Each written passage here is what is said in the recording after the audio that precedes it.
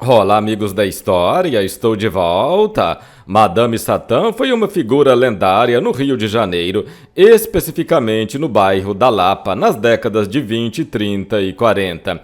Tinha tudo para se tornar um grande artista, mas não teve educação familiar, tendo uma infância e uma adolescência muito sofrida. Acabou cometendo um crime que arruinaria toda a sua vida e posteriormente cometeu outros crimes. Mas quem foi este Madame Satã? Qual sua história? Com quantos anos ele morreu? Este é o vídeo de hoje. A maioria das fotos que vão aparecer em cores no vídeo é do filme Madame Satã, interpretado pelo ator Lázaro Ramos. As fotos em preto e branco são verdadeiras, dele mesmo. O bairro da Lapa é um bairro muito conhecido no Rio de Janeiro por ser um bairro boêmio, onde se encontram muitos bares. A escola de samba Lins Imperial, no Rio de Janeiro, vai homenagear Madame Satã no carnaval agora, em 2023. Obrigado por se inscrever no canal e ativar o sininho, pega aquele cafezinho e vamos para a história. Responda, minha Lapa querida. A vida é melhor quando a gente canta. É ou não é? Quero ser bacano. Nós vamos pro High Life. Vocês não podem entrar. Ah, e por que a gente não pode entrar? Nascido em 1900 no interior de Pernambuco, em Glória do Goitá, João Francisco dos Santos era filho de Manoel Francisco dos Santos e Firmina Teresa da Conceição, ambos descendentes de africanos escravizados. Madame Satã adotou a data 25 de fevereiro de 1900 como a data efetiva de seu nascimento, mas acredita-se que ele tenha nascido em 1903. Apesar das condições de vida adversas, a família, formada por mãe, pai e 18 filhos, viveu bem durante alguns anos. No entanto, em 1907, o pai de João Francisco morreu, deixando a família em uma situação precária. Frente a esse cenário, Firmina Teresa, mãe do menino, decidiu trocar João por uma égua. A troca foi feita e Laureano, o negociante de cavalos, que havia conversado com Firmina Teresa, prometeu à mãe que daria casa e estudo para o menino. Apesar da promessa feita à senhora, Laureano colocou o menino para trabalhar como escravo em sua fazenda. Um ano depois, em uma viagem até Itabaiana, na Paraíba, João conheceu Dona Felicidade, que convidou o menino a fugir da fazenda de Laureano. Em 1908, o menino e a senhora chegaram ao Rio de Janeiro, onde Dona Felicidade montou uma pensão chamada Hotel Itabaiano. Após a abertura da pensão, o garoto começou a trabalhar para Dona Felicidade, quase como escravo. Cansado da vida que levava, João decidiu fugir do local e foi viver na Lapa no ano de 1913. Inicialmente morou na rua e cometeu pequenos furtos, o que acarretou algumas prisões e surras da polícia. Anos depois, o menino começou a trabalhar como vendedor ambulante de pratos e panelas de alumínio a serviço de seu Bernardo.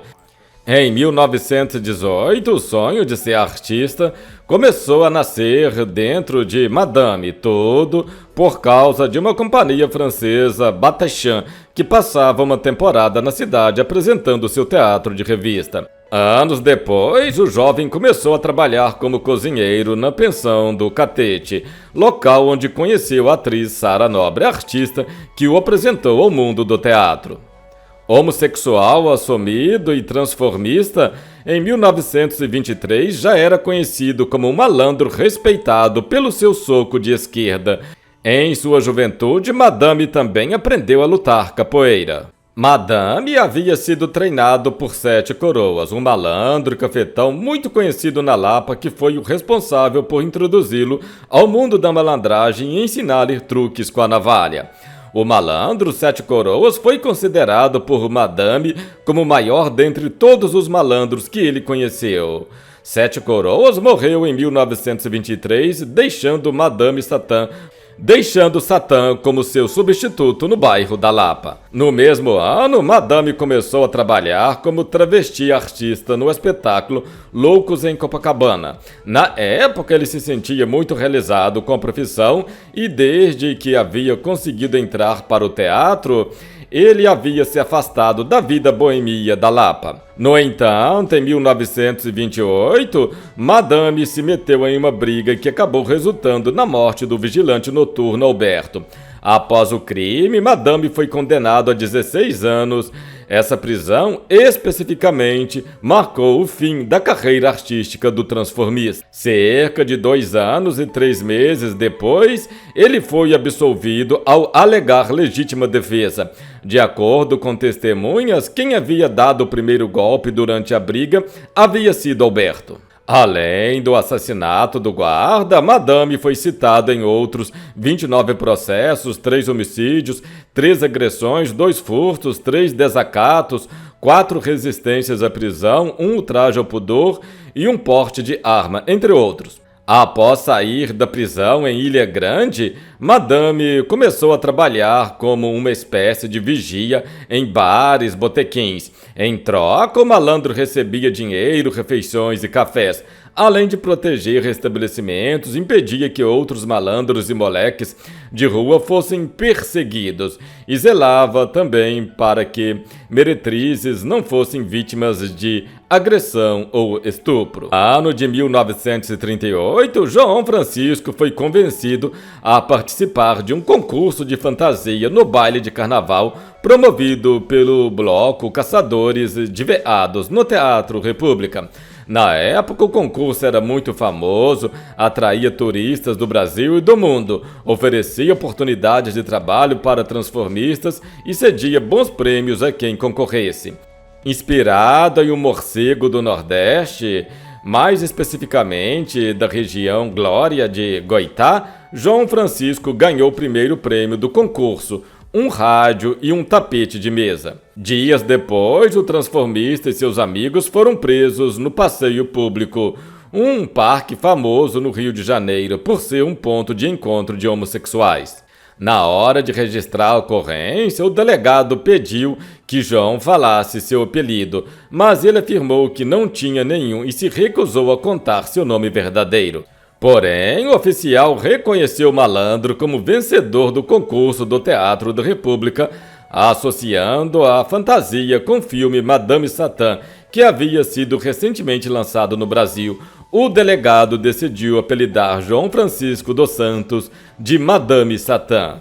Nascia então um personagem que se tornaria uma lenda no bairro da Lapa. Depois de serem soltos, os amigos de João espalharam a história pela cidade. Inicialmente, não gostava do apelido, mas se conformou aos poucos, e assim todos começaram a chamá-lo de Madame Satã.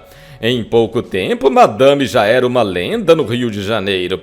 O apelido se espalhou tão rápido que inúmeros transformistas tentaram se batizar de Madame Satã, mas o próprio João zelava muito pela sua reputação e protegia o apelido. Com boa relação que mantinha com os outros presos e com admiração do presídio, ele trabalhava como cozinheiro da prisão de Ilha Grande desde sua primeira passagem. Em 43, ele decidiu realizar sua primeira fuga. Ele e outros presos, PP e americanos, se atiraram ao mar e nadaram até a praia do Leblon. Exausto pela travessia, Madame acabou sendo capturado e voltou para a cadeia, onde saiu em 46, sem cumprir toda a sentença. O ano de 55 também foi marcado na vida de Madame por outro grande acontecimento, a briga e a morte de Geraldo Pereira, um sambista brasileiro muito conhecido nas décadas de 40 e 50. Essa história, em essencial, é contada em 2 versões, a de Madame e a de Raul Moreno, amigo de Geraldo Pereira. Madame conta, então, que deu apenas um soco no sambista, que ao cair teria batido com a cabeça ou no meio-fio. Segundo Madame, Geraldo Pereira foi levado para o hospital ainda vivo e sua morte teria acontecido em decorrência de negligência dos médicos que atenderam. Outras fontes alegam a causa do óbito havia sido um derrame cerebral ou hemorragia intestinal. Apesar das alegações, a lenda de que Madame havia matado um homem com apenas um soco se espalhou rapidamente, aumentando ainda mais a fama do malandro. Devido a todas essas prisões, Madame foram muito respeitados nos presídios, principalmente em Ilha Grande. A admiração e direção das cadeias, além dos funcionários dos locais, o descreviam como um preso tranquilo, que não arranjava nenhuma briga e que era até mesmo uma espécie de líder na prisão. Já os companheiros de cárcere, por conhecer sua valentia e fama, optavam por respeitá-lo. Quando tinha 34 anos, Madame casou com uma mulher, Maria Faisal, e com ela criou e educou os seus 6 filhos de criação. No entanto, eles não tinham relação, eram apenas amigos. A primeira dos filhos a ser adotada foi Ivonete, uma criança de rua que Madame pegou para criar logo após sair da prisão de Ilha Grande. Em 1976, Madame foi encontrada internada em um hospital em Angra dos Reis, Rio de Janeiro, internado como indigente. No entanto, um amigo e jornalista resgatou o amigo e o transferiu para um hospital na zona sul do Rio de Janeiro. Mesmo com o tratamento adequado, Madame morreu após ter complicações de um tumor no pulmão. Apesar da versão oficial afirmar que o transformista morreu devido a um tumor pulmonar, um amigo, Jaguar, concedeu diversas entrevistas afirmando que ele havia morrido de AIDS. No dia 14 de abril de 76, Madame foi enterrado na Ilha Grande. Apesar da fama, a notícia de sua morte não foi muito noticiada no Rio de Janeiro. Já em São Paulo, a morte de Madame saiu na primeira página da Folha Ilustrada e da Folha de São Paulo. Outro lugar de destaque que a morte de Madame ganhou foi o jornal O Pasquim, que publicou uma outra entrevista com o malandro, além de fotos e depoimentos de pessoas próximas que conviveram com ele. Atualmente, a história de Madame não é tão conhecida pela população em geral, mas alcançou uma fama significativa na cidade do Rio de Janeiro. Entre 1928 e 1965, Madame passou 27 anos e 8 meses de sua vida preso, intercalados estes anos. A fama de Madame Satã foi tão grande que sua história acabou indo parar no cinema. Aqui no Brasil, infelizmente, funciona desse jeito. Malandros acabam virando lendas e suas histórias vão parar no cinema.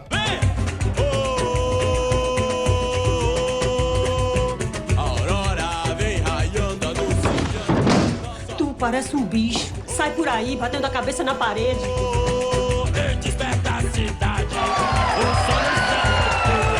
Nasci pra esse dia pra receber o aplauso do meu público. Espero que um dia o cinema possa resgatar a história de nossos grandes artistas, grandes cantores, compositores que fizeram parte da nossa história. Este foi o vídeo de hoje, obrigado por se inscrever no canal e ativar o sininho. Até o próximo, eu voltarei.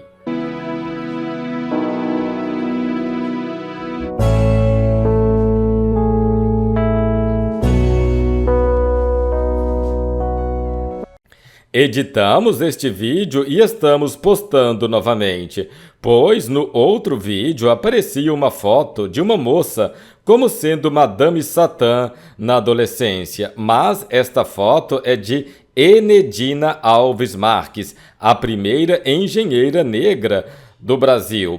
Pedimos desculpas pelo erro, pois onde conseguimos partes de informações sobre Madame Satã, aparece esta foto como sendo de Madame Satã na adolescência. Mas essa foto é de Enedina Alves Marques, a primeira engenheira negra no Brasil. Em breve faremos um vídeo sobre ela. Pedimos desculpas pelo erro e por causa disto este vídeo foi editado e postado novamente. Até o próximo, eu voltarei.